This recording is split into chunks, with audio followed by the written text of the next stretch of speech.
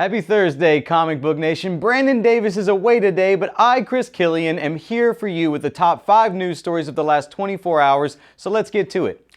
Unfortunately, we have to start things off on a sad note. Yesterday, legendary actress Debbie Reynolds passed away at the age of 84, one day after her daughter, Carrie Fisher, passed.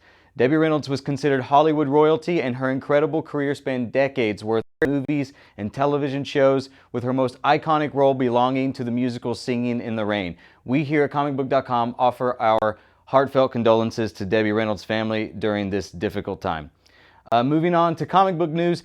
Is Thor getting ready to return as the mighty god of thunder in the Marvel Universe? Yesterday, Marvel Comics released Civil War II #8, the conclusion to Marvel's 2016 event series that pit Captain Marvel and Iron Man against each other in superhero combat. Civil War II was written by Brian Michael Bendis with art by David Marquez. Currently in the comics, Jane Foster is wielding the mighty hammer as Thor and is a member of the Avengers. I don't want to get too spoilery, but one of the pages in this issue seems to hint at the return of the original Thor, currently going by the name Odinson. Make sure you guys pick up this issue and check it out for yourselves. And for some WWE news, has a deal been struck between WWE and Kurt Angle for a return to the ring? Over the years, WWE has brought back Hulk Hogan, Ultimate Warrior, and most recently, Goldberg, so anything is possible in the world of wrestling. According to the Wrestling Observer newsletter, Kurt Angle has told promoters he's only doing 2 more indie dates with Alberto Del Rio and Cody Rhodes before heading to WWE in April. As expected, WWE sources have denied the claims. While the former Olympian has set his sights on April, a report from PW Stream alleges that Angle and other former superstars were reportedly contacted about making an appearance at the Royal Rumble pay-per-view, which takes place next month at the Alamo Dome in San Antonio, Texas on January 29th. Hopefully it's true.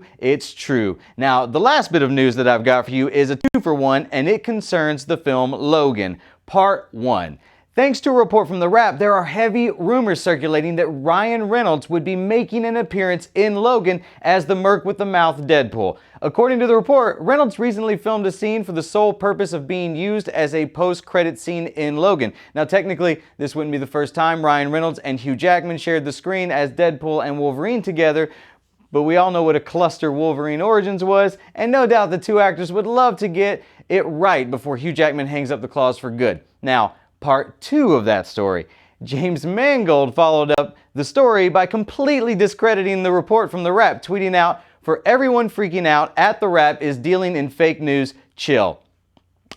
He doubled down by later tweeting, "Maybe at The Wrap is the showbiz Breitbart. Hashtag fake news." Ryan Reynolds backed up Mangold by tweeting out, "Sadly, not true. Prisoner 24601 is on a solo mission." Eventually, even Hugh Jackman jumped in and tweeted what they said. So clearly Mangold and company are working really hard to shut down these rumors. Who's telling the truth? It's hard to tell. It's not like we haven't seen actors or filmmakers shut down rumors before in an effort to save surprises. Jon Snow lives. Either way, we'll know soon enough as Logan hits theaters in 3 months on March 3rd, 2017. Now, before we go into questions, in case you missed it, we do a weekly show here on Comicbook.com called Major Issues, and this week I covered Spawn. Every week we give away the issue in the episode, so this week I am giving away a copy of Spawn #1, but to add to that, can you hand me that right there, the toy? Look at this, guys. Oh, look at this. I am also giving away this unmasked Spawn action figure signed by Todd McFarlane himself. If you guys want a shot at winning this bad boy, yeah, check out the article on Comicbook.com and enter the contest at the bottom of the page. If you have any questions, leave them here in the comments. All right, with all that out of the way, let's jump into a few questions. Do you think people are on the fence about Spider-Man Homecoming because of the negative responses from the Amazing Spider-Man films?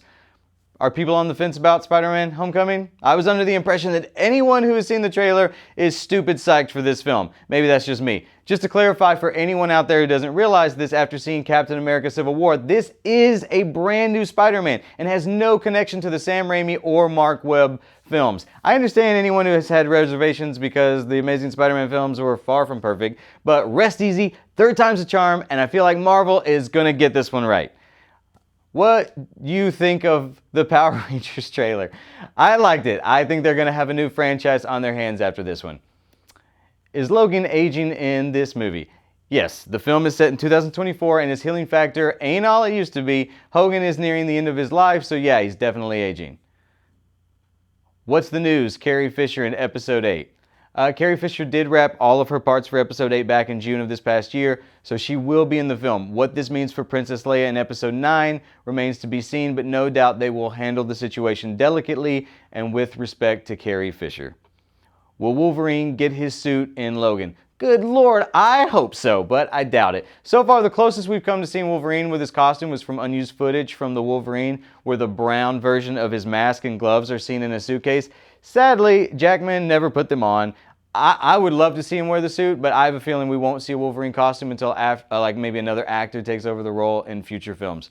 Alright guys, that's all for today. Hit me up on Twitter at Chris Killian to say hi and follow Comicbook.com on all of our various social media outlets. Also, make sure you tune in tomorrow where Brandon will be back to give you some more Comic Book Now.